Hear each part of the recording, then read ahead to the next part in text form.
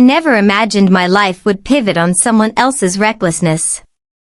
My brother, Tarek, had always been daring, sometimes charmingly so, other times recklessly. That evening, I found out just how deep his recklessness ran. It was a rainy Friday night when I got the call. Tarek's voice trembled, a mixture of panic and shame. Minahil. I've messed up. I owe someone a lot of money. Big money. I don't know what to do. The silence that followed was deafening. How much? I finally managed to ask. He hesitated before mumbling, "It's enough to ruin me. But it's more than I can ever pay back." Before I could respond, the line went dead. My stomach twisted. I knew exactly who we were dealing with, high-stakes gamblers in the underground circuits of Multan. Dangerous people. People who didn't forgive easily. The next day, I went to the place Tarek had mentioned, a dimly lit gambling den tucked behind a facade of an old bakery. Smoke curled in the air, mingling with the sharp scent of whiskey and desperation. That's where I met her, Arzu. She was nothing like the stories I'd heard about women in these places. She had an aura that was both dangerous and magnetic, her eyes dark pools that seemed to pierce right through me. "You're Tarek's sister?" she asked, her voice calm, yet commanding. "I've been expecting someone. Someone who might actually be able to fix this mess." I stiffened. I don't know how I can help. My brother, he's in over his head. Arzu leaned back, a smirk playing on her lips. Most people would run. But you, there's something different about you. She paused, eyes never leaving mine. Maybe, you're the answer to this problem, whether you like it or not. Her words unsettled me, but I couldn't deny the pull I felt. It was reckless, impulsive, and entirely wrong, but it was also impossible to ignore. She handed me a glass of whiskey. "Drink. If you're going to survive tonight, you'll need it." As the alcohol warmed my veins, I realized that Tarek's debt had become my problem. And worse, it was dragging me into a world I didn't understand, but one that had Arzu at its center, a woman whose presence was intoxicating in a way I'd never experienced. By the time the night ended, I knew I was entangled. Tarek's debt was no longer just his burden, it had become mine. And somehow, I knew that this was only the beginning. The next morning, the headache from the whiskey was nothing compared to the weight on my shoulders. Tarek's debt wasn't just numbers on paper, it was a threat, a shadow hanging over my life. But what unnerved me even more was Arzu's calm confidence. She seemed untouchable, almost magnetic, like someone who could play the rules of this world without fear. She met me at a quiet cafe the next day, away from the smoky dens and flashing cards. Her eyes, dark and calculating, held a question I wasn't ready for. "Minahil, you don't understand. Your brother's debt isn't just money. It's leverage. And leverage can be persuasive." I frowned. "What do you want from me?" A slow smile spread across her lips, teasing and knowing. "I want to help your brother. But I don't work for free." I wanted to run, scream, refuse, but something in her presence made me pause. She wasn't just a threat, she was captivating. My heart raced without warning as her gaze lingered on me, soft yet intense, and I hated that I noticed. What do you mean?" I asked, trying to steady my voice. Arzu leaned closer. "Let's just say, there are ways to settle debts that don't involve money. Sometimes, human favors are more valuable." Her eyes flicked down to my lips for a fraction of a second, and I felt a jolt of something I couldn't name. I swallowed hard, trying to steady myself. I can't. I'm not like that. She laughed, a low, sultry sound that sent chills down my spine. I didn't say you had a choice yet. But if you want your brother alive, you'll consider it. The audacity of it made me angry, and strangely, intrigued. Anger and fear battled with curiosity in my chest. I knew the stakes were high, but I couldn't deny the pull she had over me. Every word, every look, made my pulse quicken in a way I hadn't felt before. Fine, I whispered, almost to myself. Tell me what you want. Her smile widened. Tonight, you'll come with me. No one else. Just you.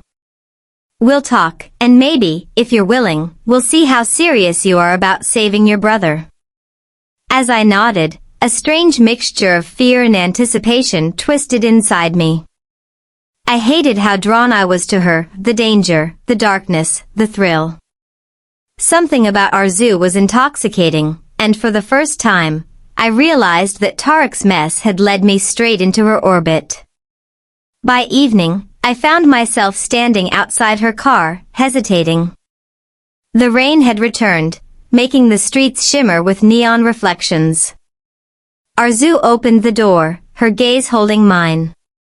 Ready, she asked softly, yet with that unmistakable edge of command.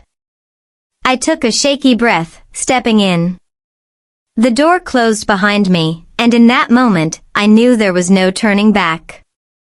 My brother's debt had become my world, and Arzu. Arzu had become the dangerous desire I couldn't escape. The city lights blurred as we drove through the rain-soaked streets. Silence stretched between us, heavy but electric, as if the air itself was aware of the tension that neither of us dared to break. My fingers drummed nervously against my knees, and I stole glances at her from the corner of my eyes. Arzu drove with a calm confidence that unnerved me. Her presence was magnetic, her every movement measured and deliberate. Finally, she spoke, her voice low and teasing. You're thinking about backing out, aren't you? I stiffened. No. I'm just nervous. This is all so wrong, she finished for me, her smirk curling at the edge of her lips. I know. That's what makes it fun. I swallowed, heat rising to my cheeks. Fun? There was nothing fun about risking my life over my brother's debts, or about the way my pulse raced whenever she looked at me. Yet, somewhere deep inside, a thrill ran through me that I couldn't ignore. She finally parked outside an unassuming building. Here we are, she said, motioning me inside. The lobby was dimly lit, almost luxurious, with plush chairs and subtle music that felt completely out of place for the type of people we were dealing with. Arzu led me to a private room, locking the door behind us. Her eyes held mine, and for a moment, all the bravado fell away. She leaned closer, and I could feel the heat radiating off her. This is where we negotiate, she murmured, her lips brushing against my ear. And where I find out how serious you are about saving your brother. My heart thudded painfully. What do you mean? Her hand brushed mine, a touch light but electric. Sometimes, words aren't enough. Actions speak louder. And I have a feeling you're capable of more than you realize. I could hardly breathe, the room suddenly smaller, charged with unspoken tension. I hated that I was drawn to her, that I wanted to lean in, to feel the warmth of her hand on mine. Hated and desired all at once. Then she whispered, her voice teasing, dangerous, do you know why I picked you? I shook my head, too aware of how vulnerable I felt. Because you're different, she said softly, her eyes locking on mine with intensity. Most people would scream, run, beg. But you've got fire. And fire is irresistible. The words, the look, the closeness, it was intoxicating. My resolve wavered. I wanted to step back, to remind myself why I was here. But the warmth of her hand, the intensity in her gaze, made me stay, made me ache to close the distance. And then, without warning, she leaned in, brushing her lips against mine. It was gentle at first, a question rather than an answer, and my breath caught. My heart raced, and I felt something I hadn't expected, a desire that was terrifyingly real.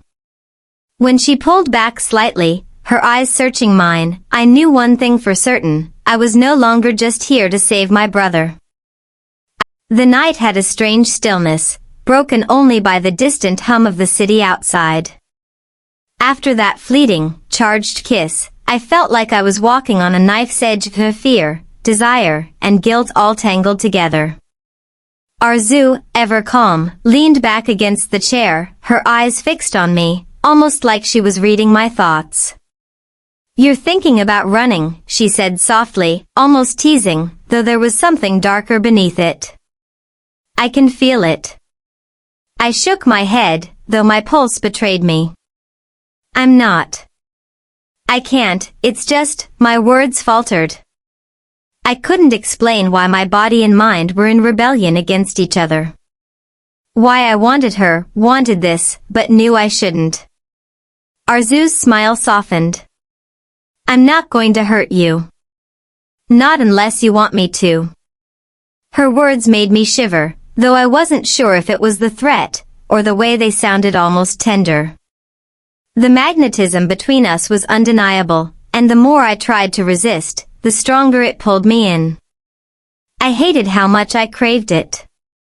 She stood and walked toward me slowly, deliberately, her movements fluid and controlled. Each step felt like it drew me closer to the edge of something dangerous, yet thrilling. She stopped just inches away, and I could feel the heat radiating from her body. "Your brother's debt brought you here," she murmured, her fingers lightly tracing my arm. "But now, it's not about him anymore, is it?" I swallowed hard. My body said yes, my mind screamed no. But the way she looked at me, the intensity in her gaze, made me want to admit everything. Made me want to surrender to this dangerous pull. I started, but the words stuck in my throat. Arzu leaned closer, her lips brushing my ear. "It's okay," she whispered. "I can see it in your eyes.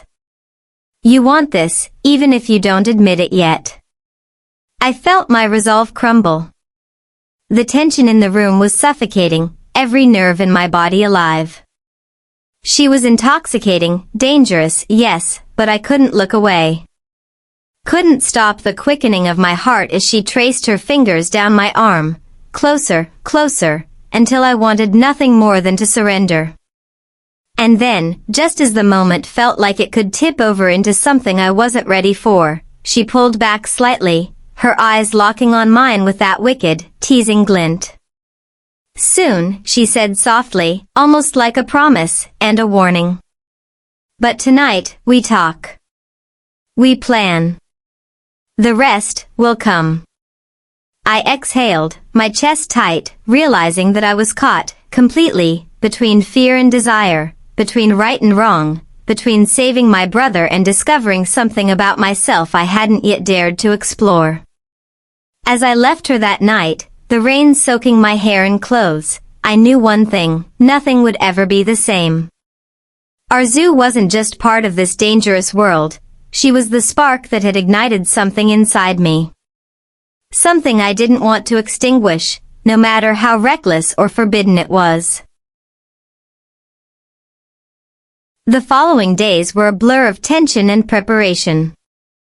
I had never stepped into this world before. Tarek's debt had thrust me into a game I didn't understand, and every move felt like walking on a tightrope over a pit of fire. Yet, despite the danger, I found myself thinking of Arzu constantly, her voice, her gaze, the way she made me feel like I was simultaneously alive and trembling. When she called me to meet again, my heart raced. The rendezvous was at a private rooftop, the city sprawling beneath us in a glittering web of lights. The air smelled of rain-soaked asphalt, and the night was thick with anticipation. "You made it," she said, stepping out of the shadows, her silhouette framed by the neon glow. "Good. I don't like waiting." Her presence sent a jolt through me, and I realized how much I had come to crave it, the dangerous thrill of being near her. She was like fire, beautiful, consuming, and terrifying, and I couldn't pull away. She closed the distance between us, her hand brushing against mine in a touch that was teasing, electric, impossible to ignore. "We don't have much time," she whispered. "Your brother's situation is worse than I thought. But I can handle it." I swallowed hard. How do you plan to do that?" Her lips curved into a knowing smile. "Let's just say, I have ways of persuading people, and sometimes they're more effective than money." She leaned closer, her breath warm against my skin. "But tonight, I want you to see how serious I am about you. About this." Before I could respond, she closed the small gap between us, pressing her lips against mine with a force that took my breath away. The kiss was a storm, fiery, demanding, and intoxicating. My hands trembled, unsure whether to pull her closer or run, but every instinct in my body was drawn to her. She pulled back slightly, her eyes searching mine with an intensity that made me ache. "You're mine tonight," she whispered, her voice a mixture of promise and command. "And I intend to remind you why some debts can only be paid in desire." My body responded before my mind could protest. Desire surged through me, a heady mix of fear and exhilaration, and I realized that our zoo had broken every boundary I thought I had. In her arms, the world narrowed until only the two of us existed, danger, temptation, and forbidden longing intertwined. Hours passed in a haze of whispered words, stolen touches, and fiery, trembling intimacy. For the first time, I understood the pull she had over me, the way she had turned my fear into craving. Every brush of her skin against mine, every lingering gaze, left me trembling and aching for more. By the time the night ended, I was exhausted, exhilarated, and utterly consumed by the dangerous fire that was our zoo. I knew that my brother's debt had brought me to her, but now, it was no longer just about saving him. The days that followed were a tense balancing act. Tarek's debt hung over me like a storm cloud, threatening to drown everything I cared about. But our zoo had become my anchor and my fire all at once. Every message, every fleeting glance, every brush of her hand kept me tethered to her, even when the world seemed intent on pulling me under. She met me in a quiet corner of the city one night, far from the gambling dens and neon lights. Her gaze softened, and for the first time, I saw the vulnerability beneath her dangerous exterior. "Minihil," she whispered, "you've done more than anyone expected. Your brother, he's safe. The debt is handled."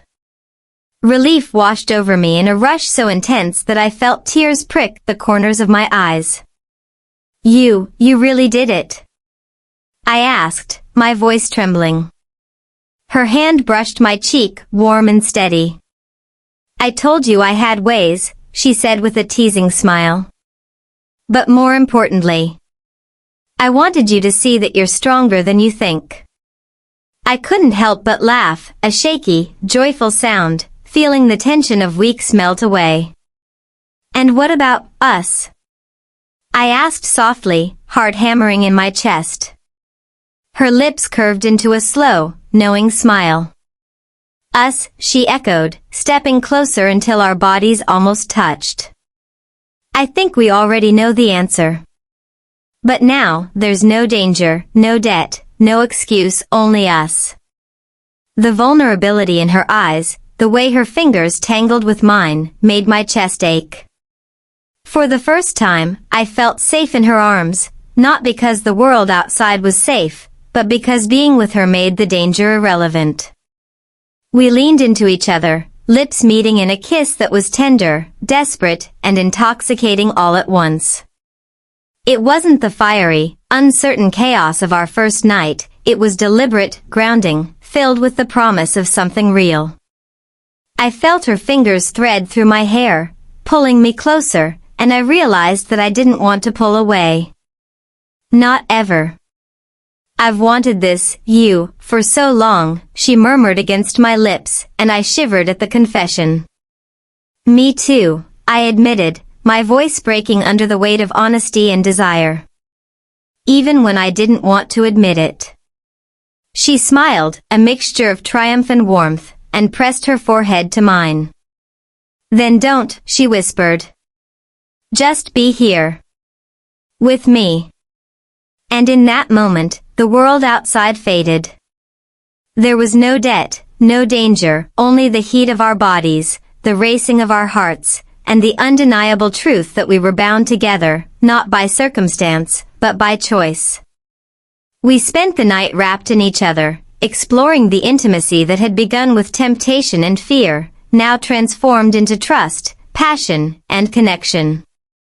Every kiss, every touch, every whispered word was a promise that, no matter what the world threw at us, we would face it together.